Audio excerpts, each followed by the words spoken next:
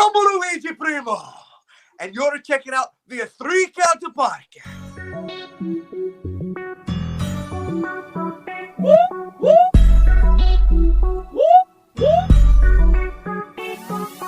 I'm in fashion, roll with compassion. Welcome everybody to another great edition of the 3 Count Podcast presents Now Entering the Ring, and I'm your host, Clifford Red Dog Miller, the man that leads you up that mountain called wrestling. And by our 290 something episode, I would just think you would be saying it now, right? I am your Sherpa. Because like every great Sherpa and your tribal chief, you should just acknowledge me. But like every great chief, like I like to think I am, it's never about me, but it's about who's entering the ring. So who's entering the ring today? This man comes to us from AEW. He comes to us from Warrior. He comes from Texas Wrestling, RCW, Heavy Metal, Hurricane Pro, CSW. He is an artiste. He is a baller. He is the man who makes all of the greatest pizzas that it should be illegal. He is Luigi Primo. I'm Luigi Primo, and I make the best pizza. Thank you for having me. Oh yeah, I'm so hyped about this. Like on a level of like excited that I don't think I've been on in next time, but I am very appreciative for coming to our show. It's my pleasure. I'm happy to be here on this Wednesday night. I just got back from my travels since the last weekend yesterday morning.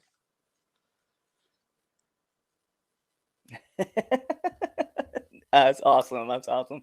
So I guess where I really want to start this whole thing off is, who is Luigi Primo? You asked me a very excellent question, Clifford or Red Dog. Luigi Primo is me, Luigi Primo, and I make a best pizza. But not only do I make a good pizza, I also wrestle. And in fact, my numero one skill is not only a wrestling, not only making a pizza, but combining those things in the ring. So, for instance, I mirror the pizza making a process in the ring. So I bevel my opponent down with a snapmare, and I give them a trapezius claw. That's like on kneading the dough. And then I throw them down, and then I give them maybe an elbow drop or a senton, and that's the topping the pizza. So all of these moves are reflections of the pizza making process. Oh, I love it. I love the fact that you can include so much of like making a pizza into just beating your opponents. I feel like that's a lost art in storytelling. That's all right. So, maybe I come off the middle rope or the top rope, and that's putting it in the oven, I say. And so, I go for the pin. Maybe they kick out, so the pizza's not done. You got to cook it for a longer. So maybe I go higher up to the top rope and giving them another one. And it still doesn't work. So then finally, the final thing I need to do to finish the pizza is the pizza cutter, which is typically the last move I do in the match.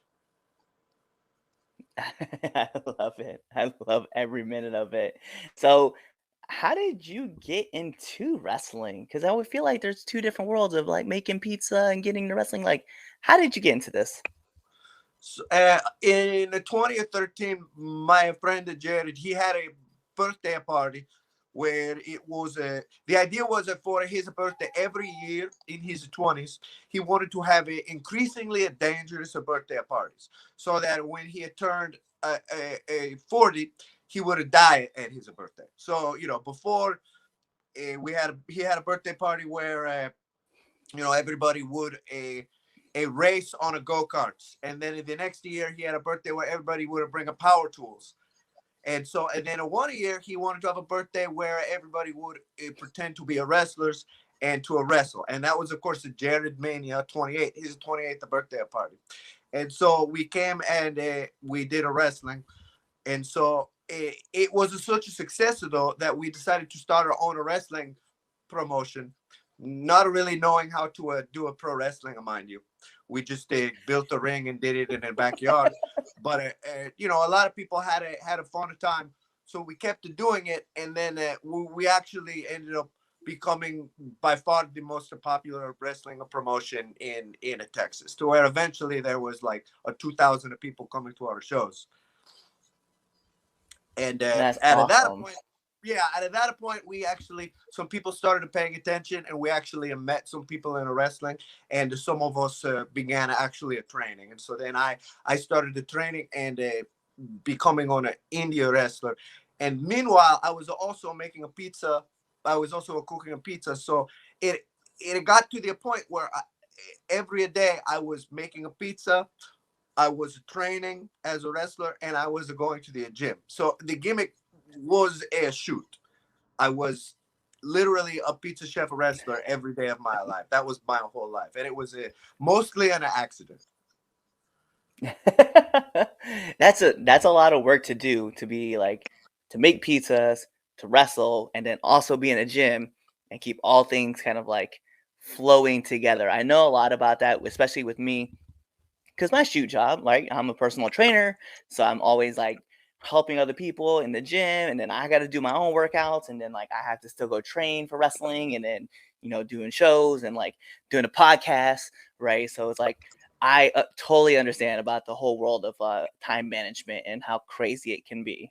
Yeah, that's it. That's the real art of doing a wrestling is you have to, yeah, like you say, you balance not only your time but your recovery. I'm sure you know this well as a personal trainer, but you have to have a recovery from working out in the ring, from doing a cardio, from lifting weights, because for me, mm, maybe some people are able to, but I can't hit PRs and do a blow up drills at the same day.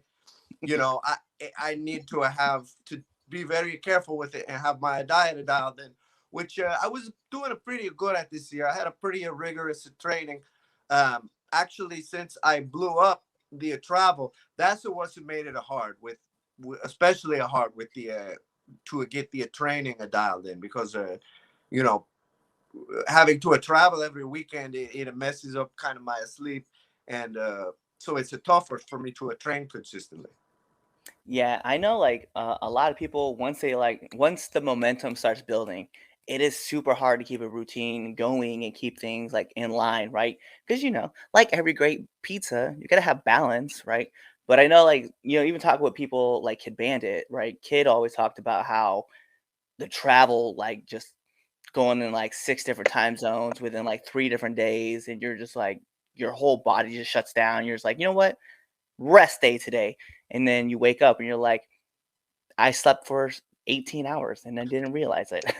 That's all right. Yeah, assuming that you don't get hurt and you don't get sick, then yeah, you need to build it in just at least a one a day to chill and to recover. I know some people can manage to get in the gym on the road. I guess probably once I'm used to this, so because I'm used to wrestling a lot, but like you would say with the different time zones, I'm not used to doing like a flyouts every week. That's like a new. Usually, I only fly somewhere a couple times a month.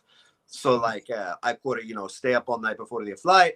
But now it's important that I make sure that the pizza that I'm making with my sleep is not something that I'm rushing out of the oven. I got to make sure I'm getting cooked all the way. But I think once I get in the flow of this, because I only really blew up in a September, so it's only been like a few months. So I'm Mhm. hoping after another month of it, I'm hopefully getting the hang of it so that I can get back to being healthy instead of being frazzled all the time. No, I understand. I understand that a lot. Uh, so I know every wrestler has one of these, so I'm very curious about yours, right? Because sometimes you have errors, and sometimes you just make stuff that doesn't work, right? But what's the worst bump you've taken? Yeah, that's a good question. What is the worst bump I've taken? Okay, let me think. Worst bump I've taken. I've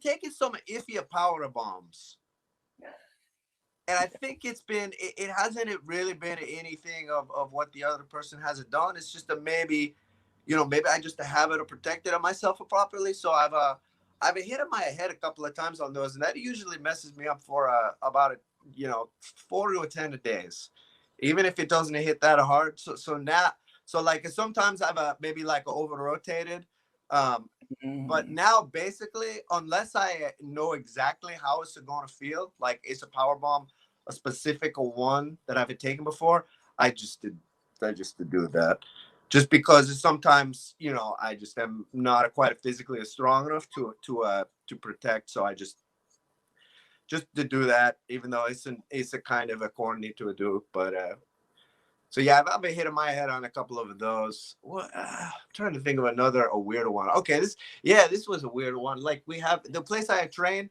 they have this the ring the beginners will learn on, which is a really unforgiving. And I actually hadn't trained in that ring. I had trained somewhere else. So when we were doing a hip tosses, and like I did something where like I came down a little bit on my heel, which is Mm. not really a problem in most of the rings, but this ring was so punishing that my heel hurt for 6 weeks after that. But it was good because I was like, from then on, I was made sure I kept my feet flat, and you know, obviously you don't want to hit your feet at all, but like sometimes it's not a perfect. But yeah, that one was a little bit of wonky.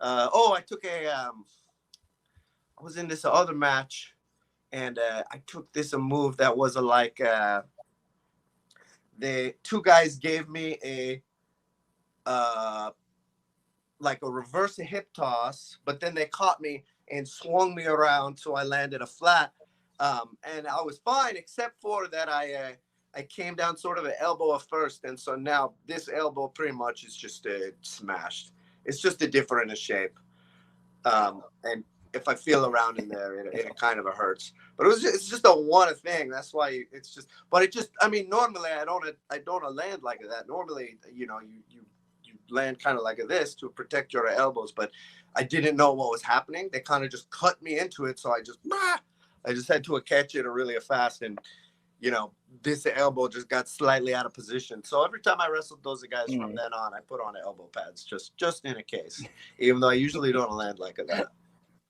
That explains. That explains. Because I have seen you in some matches with elbow pads and other matches with not. Yeah, So now I that kind don't of explains a little I, bit of everything. I don't really like how they look, but depending on what am I gonna do in that match, like I might have come out with the elbow pads, or if it's or if I have to train, or if it's like a ring that I know is sketchy, I'll use the elbow pads.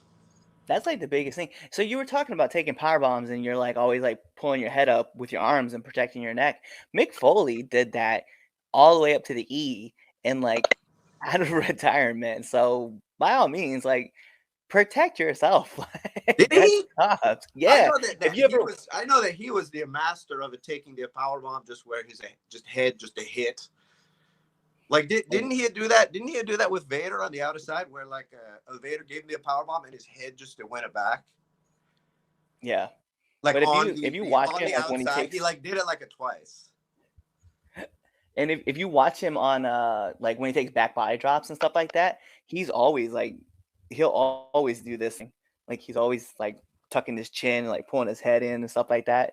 It's Yeah. it was something that it got brought to my attention because I used to not do it Okay. because I was Because like, he. nah, it's cool.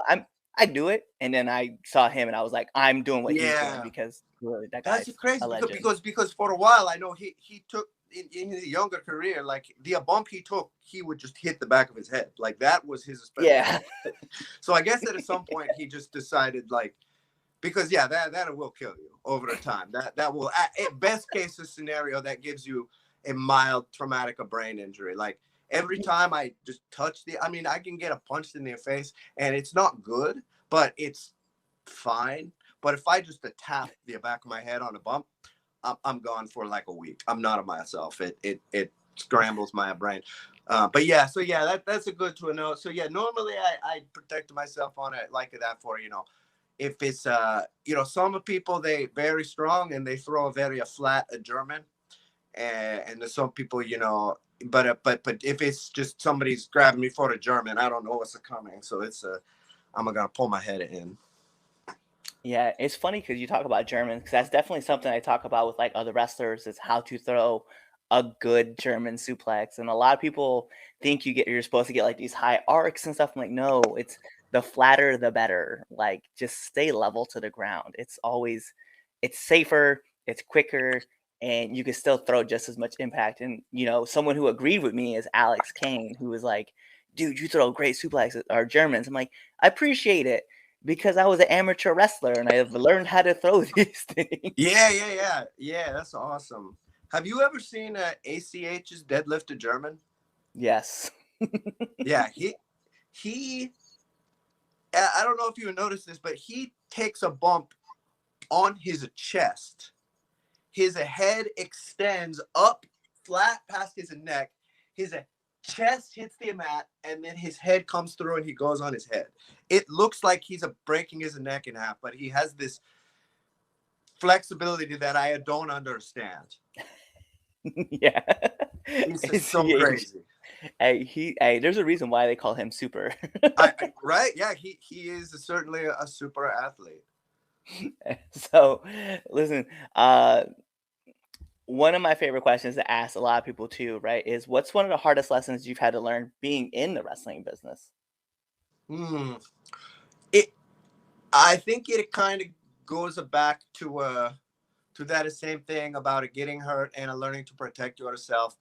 And this is a lesson that I keep learning. In fact, it's you have to be careful, and you have to not do things you are not comfortable with, and not put yourself at a risk unnecessarily.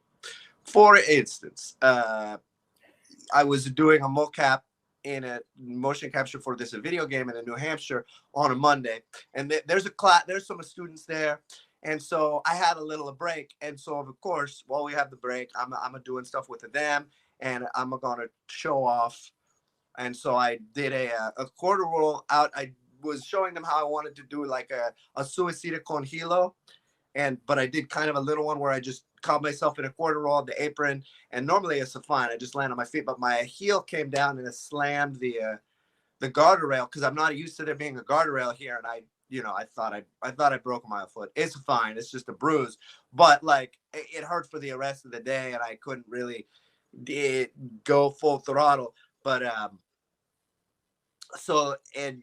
Uh, every time I try to do something in a situation I'm not comfortable with, I usually get a hurt. And it just, goes towards this. I'm hoping eventually I will be wise enough to not make these decisions that are getting me a hurt, because it's so frustrating traveling and trying to live this life when you're hurt, especially if it's something stupid. I mean, if it's something like you took this a crazy bump and you're sore, it's like, okay, that makes a sense. But if it's like something where you were like, I wonder what would have happened if we did a back body drop, off of this wood in a pallet onto this motorcycle. I think I could have taken that move, like, and then I'm hurt because I feel dumb. So I guess like developing that intuition that it says, don't do that move, because I sometimes hear a lot. also, so somebody might be in the ring and somebody's going to do something, and I don't know if you've experienced, sometimes I experience this where I get sort of a fatalistic feeling where I'm like, I don't care, where you're into that moment and you're like, I don't care, I'm gonna die, and like you just do whatever and you're just a flail and a flop. Like in that situation you have to develop the discernment to be like, oh, and then back elbow, fish around to do something else, get to where you can do a different thing, rather than just being like, I don't care what happens. You have to develop that. So that's the thing that I'm getting better at, that I'm hoping to get even better at, so that I get hurt even less. Because it's Yo, I no 100%. yeah, because nobody is out to go into, nobody's out to like do anything bad in the ring. We are all just trying to create a good wrestling, but it's really like we ourselves sort of sometimes hurt ourselves by you know overextending and not being mindful of what's happening. Yeah, that was I learned that lesson of like finding that comfortability. I was working a match for the Wrestling Open in Massachusetts, and like it's a move I hadn't taken before. And so like I was trying to work with the person, but I was also kind of stiff because I was also kind of nervous because like you're in this new environment. Like first, like for people who know, like they've been watching the show long enough. Like I live in Maryland, I'm up in Massachusetts. It's a whole different region. There's a whole different crowd. You're in a whole new venue. You're working with a person that you're semi-familiar with, but you're not really familiar with them because you never really worked with them before. And then they want to hit you with their finisher, and you've seen them do it numerous times, so you know how good they are with it. And then I ended up just blowing it and just getting like I got dropped pretty high on my shoulders. Like I was still able to keep my chin tucked and just stay safe, but I was like I learned lose. So sorry, you were cut out. You So cut out. how to Did take it hurt something. you? Just say no. I missed the upshot on that because you cut out. Did it hurt your shoulder? No, I ended up being safe. Like Oh, okay, that's good. he's one of the best.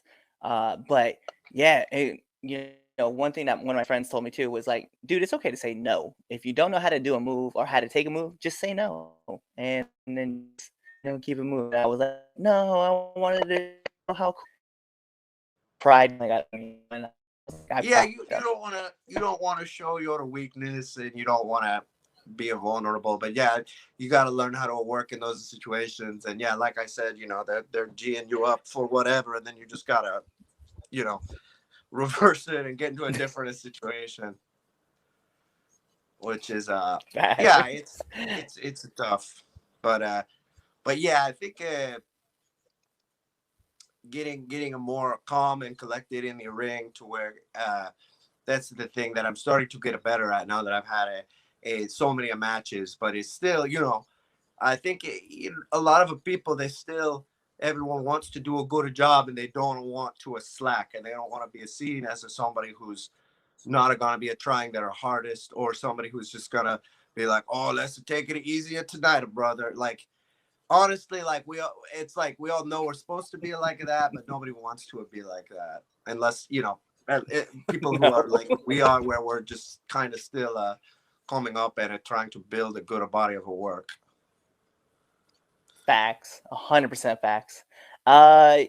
Hey, so you've been in a lot of different locker rooms, like you said. You're starting to pick up some steam and stuff. So what I need is one do and one don't of the locker room. Let's just see. I would say do, obviously, just say what's up and be respectful to everybody. And as far as a don't, let's just see. I'm gonna go with the easy one. I'm gonna say a ball of wrist tape on the ground. Don't throw your ball of wrist tape on the ground. Just to throw it away. Just it's not hard. We see all these gross, sticky tumbleweeds, and it's the promoter's gonna get into trouble with the venue, and he's already working hard and he's paying everybody. So just throw away the balls of wrist tape. Facts. All right, so we're gonna get into the best segment of the 3 Count podcast.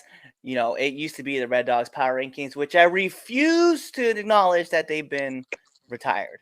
It's not happening, Chaz. Sorry, just not gonna be a thing. Anyway, this is the 3 Count podcast, 10 count questions, and Mr. Primo, this is how it works. I'm gonna fire off 10 questions at you rapid fast. Whatever your answer is, that's your answer. All right, I'm ready. So we're going to put on an imaginary timer for added pressure. Bing! And in the words of Mike Goldberg, here we go. SmackDown or Raw? Raw. Favorite actor? Nelson Mandela. All right. Pineapples or anchovies on pizza? Neither. Favorite cartoon? Muppet Babies. Yes. That's the first time I've heard that answer on this show. I love it. It's a good show. I remember it being a good show. Yeah, I agree. Chicago or New York? New York. Favorite movie? Aliens. I love Aliens. That's a great one. Marvel or DC? Marvel. Favorite podcast? Let's go with The Talk is a Jericho. I like that one. Nominate one person that you want to see on this podcast. I would like to see Ricky Starks. I would love to see Ricky Starks on this show. And then last but not least, my favorite question to ask every single person who comes on this show. Favorite curse word? Astuna! Love it. Bet. Well, those are all my heavy hitting questions. The last thing I need is for our listeners and our viewers to know where they can find you. All right. Yeah. I think by a brain a malfunction there with the actor question. That was literally the first thing on my mind. I don't know why I said the name of a apartheid activist Nelson Mandela. But there was just a cross the wire there from all the above. You can find me on the social media at Best Pizza Chef on the Twitter, Luigi Primo PWR on the Instagram, and I'm also on a Cameo, Luigi Primo, and LuigiPrimo.BigCartel.com for a merch, ProWrestlingTees.com/Luigi Primo. Well, there you go. He gave you his handles. He told you where you could find his merch. So, like every great part of a wrestling match, we got to take this home. Because this is the 3 Count Podcast presents Now Ancient Ring, and I'm your host, Clifford Red Dog Miller, the man that leads you up that mountain called wrestling. But like every good Sherpa, it's never about me. It's about who's entering the ring. So who's entering the ring? You see him right there. The man who makes the best pizzas in the world. It should be illegal. It is Luigi Primo. So you guys know what to do. Tune in to the next episode and be there, or you're legit following us on all of our social media platforms, which are right here down below. You're even going on our YouTube page and, you're subscribed to us there. You're following us on Spotify. You're leaving us those 5-star Frog Splash reviews on Apple Podcasts. You're even buying our merch on ProWrestlingTees.com/3 Count Podcast. You're doing all that stuff. You're telling your friends about us. And then you're even leaving comments on all of our videos.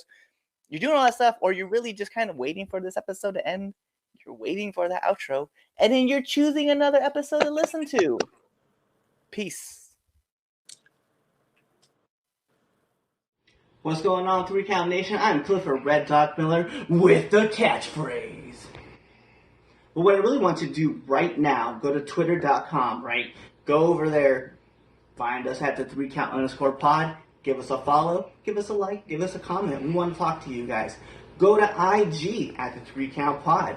Give us a like, give us a follow, leave us a comment. We want to interact with you. Go to youtube.com, give a subscribe, turn the bell on, turn the notifications, leave a comment. We want to talk to you. Go to anchor.fm/the 3 Count Podcast, and in there, you can leave us a message, and we will talk to you. Basically, what I'm trying to tell you is that we want to talk to you. We want to have fun with you guys, and we love listening to what you guys have to say. Also, one thing I need you to do for me, the 3 Count Podcast also has merchandise. Oh! At ProWrestlingTees.com/the 3 Count Pod. Please go buy our t-shirts. We love you guys, and we hope you love us too. So show us some support, please.